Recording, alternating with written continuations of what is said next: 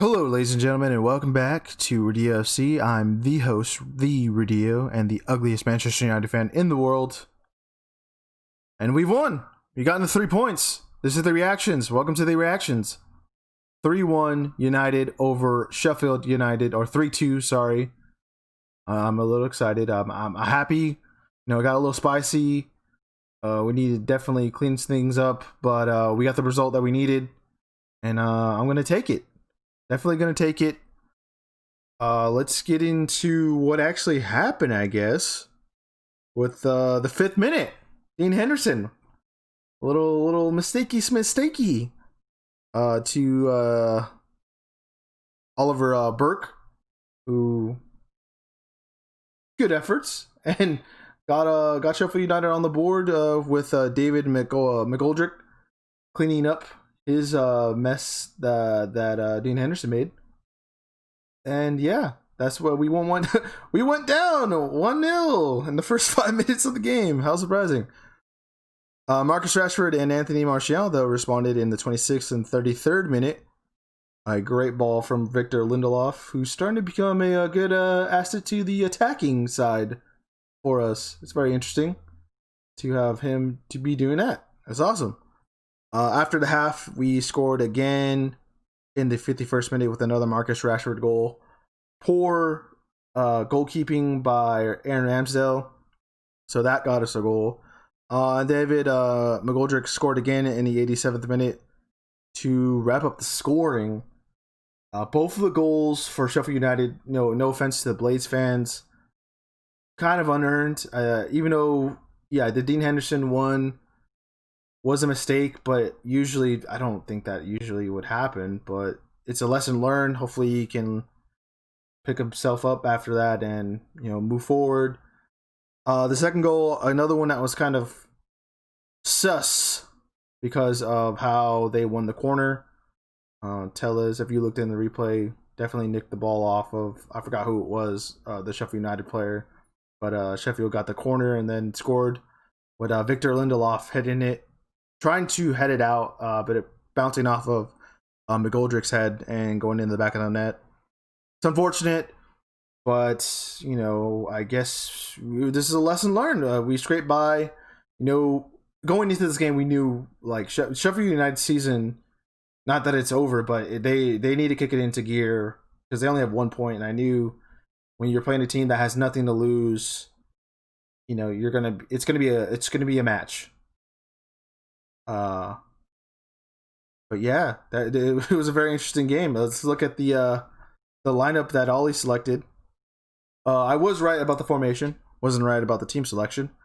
But Dean Henderson in goal, with Alex Tellez at left back, the center back pairing of Harry Maguire and Victor Lindelof, and Aaron Wan-Bissaka on his usual right. The midfield pairing of Paul Pogba and Nemanja Matic, and the top, or the three, of Marcus Rashford, Bruno Fernandes, and on the right, Mason Greenwood. And at 9, our number 9, Anthony Martial, was decent. I thought in my predicted 11, I had Mata over Greenwood.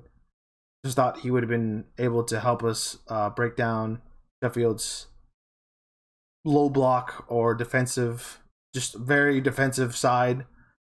Very interesting to see how they kind of took a page out of Leipzig's book with not allowing our midfielders to kind of pick up the ball or pick it up so deep that basically Nemanja Matic was like a third center back for us, and then he would distribute the ball. You just notice it in the first 20 minutes that we couldn't get the ball out of the back properly and had to distribute it through like the fullbacks, or just dunking the ball over to one of our attacking players.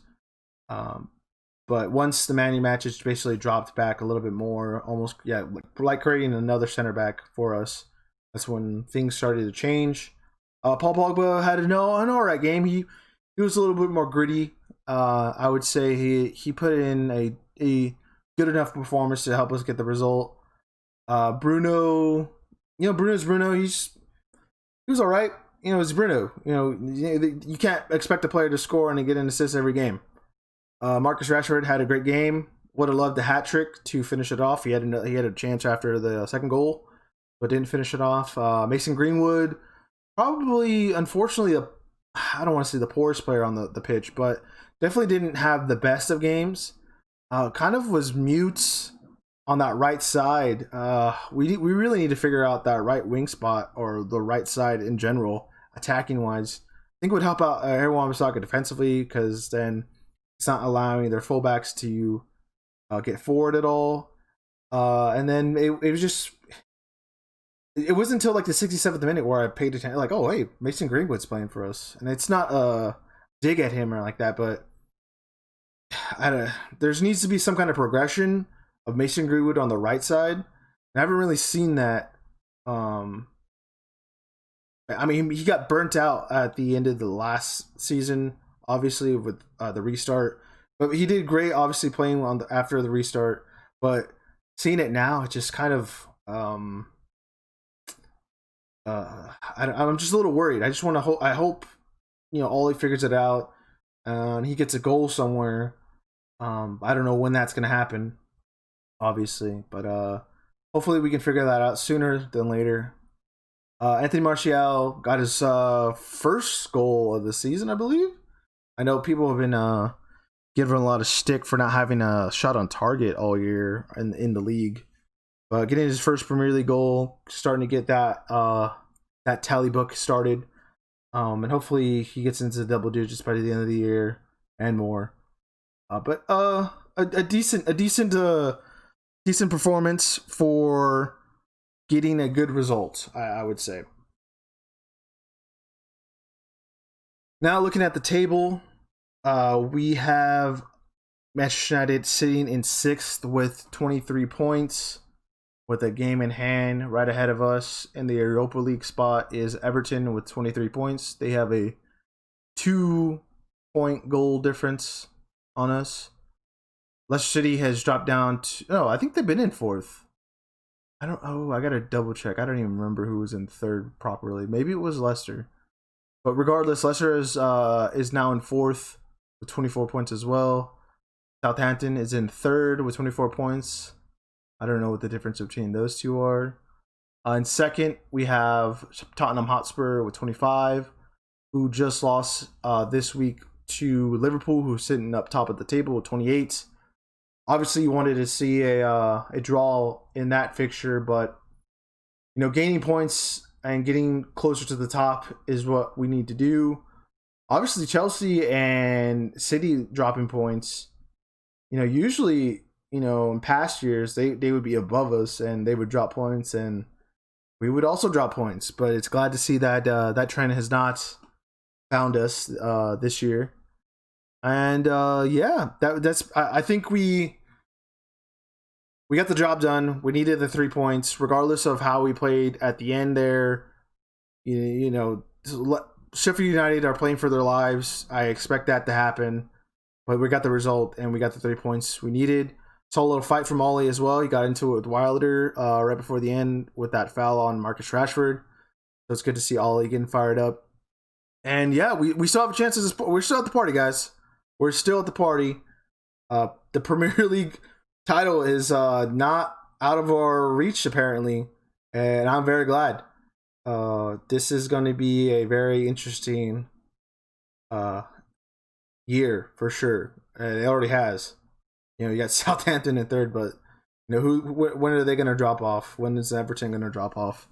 When is Chelsea and City going to start to kick it really into gear?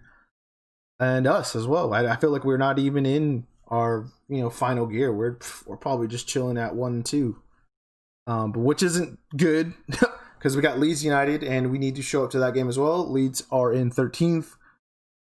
They've definitely dropped off from their starting form to this season, and we need to obviously get 3 points in that one as well. Obviously against a rival like them. I'm very excited to be watching it for the first time. With the Leeds in the Premier League. Obviously, they played us in preseason, I think, last year.